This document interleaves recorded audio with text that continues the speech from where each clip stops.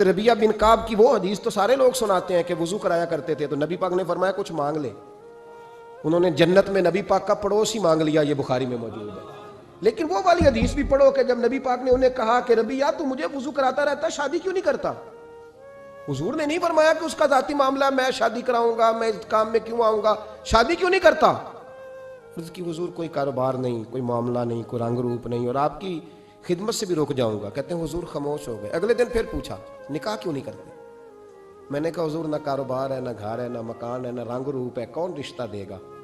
जब मैं ये कह के बाहर निकला ना, हुजूर खामोश हो गए, तो मेरे दिल में ख्याल आया रबिया तू बहस क्यों करता है और उनको बताता है जिन्हें अल्लाह ने सारा कुछ ही अता फरमाया हुआ है। हुजूर कहते हैं शादी क्यों नहीं करता? तो चुप करके कह दे महबूबा जैसे दिल करता है वैसे कर दे, तू आगे से दलीलें देता फिरता है। ये भी को बात हुई। फरमाते अगले दिन मैंने इरादा कर लिया, हुजूर ने अगर आज कहा तो कह देना या रसूलल्लाह जैसे दिल हो करे। मैंने वुजू कराया, मेरा ख्याल था हुजूर यहाँ रोक के कहेंगे, यहाँ रोक के कहेंगे, पर हुजूर ने आज बात ही कोई ना की। मैं देर तक सोचता रहा यहाँ कहेंगे, यहाँ कहेंगे, पर आज हुजूर ने बात ही ना की। मैं पछता रहा था कि 2 दिन मौका मिला, मैंने जाया कर दिया। फरमाते हैं वुजू पूरा करा के जब मैं बाहर निकला, दरवाजे तक पहुंचा तो महबूब ने आवाज दी, बात सुन। मैं ठहर गया। फरमाया शादी क्यों नहीं करते? कहते मेरा तो दिल फूलों की तरह खिल उठा। मैंने कहा या रसूलल्लाह जैसे दिल करता है करा दे।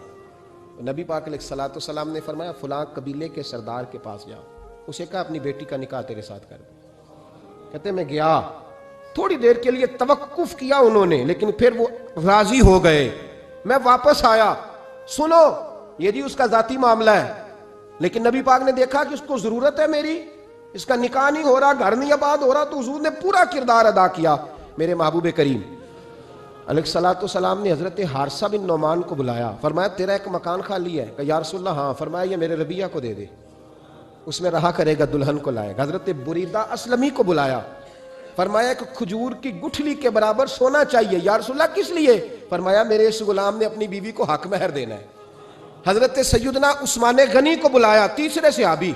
फरमाया एक मेंढे का बंदोबस्त तूने करके देना है। हुजूर किस लिए? फरमाया मैंने अपने गुलाम का वलीमा करना है, बकरे का बंदोबस्त कर। सारी तैयारियां करके दी। हजरत रबिया कहते हैं जब मैं दुल्हन ब्याह के घर लाया तो मेरे दोस्त यार रिश्तेदार मुबारक देने आए, कहने लगे तेरी क्या बात है, शादी भी आला खानदान, वलीमा भी, और खजूर की गुठली के बराबर हक महर भी। तो हजरत रबिया रो पड़े, फरमाने लगे मैं तो काला कलोटा हबशी गुलाम था, सलाम भी कोई नहीं लेता था, मुझे मुबारक ना दो, मेरे मुस्तफ़ा पे दुरूदो सलाम पढ़ो। ये सारा हुजूर का करम है। कहते हैं उसका जाती मामला है, भाई सारा दिन तेरे साथ रहता है, उठता बैठता है, तेरी नौकरी करता है, तूने कभी पलट के देखा ही नहीं, तूने कभी अश्कशोई नहीं की, तूने इतना टाइम ही नहीं दिया कि तेरे कंधे पे सर रख के रो सके, तेरी तवज्जो ही नहीं।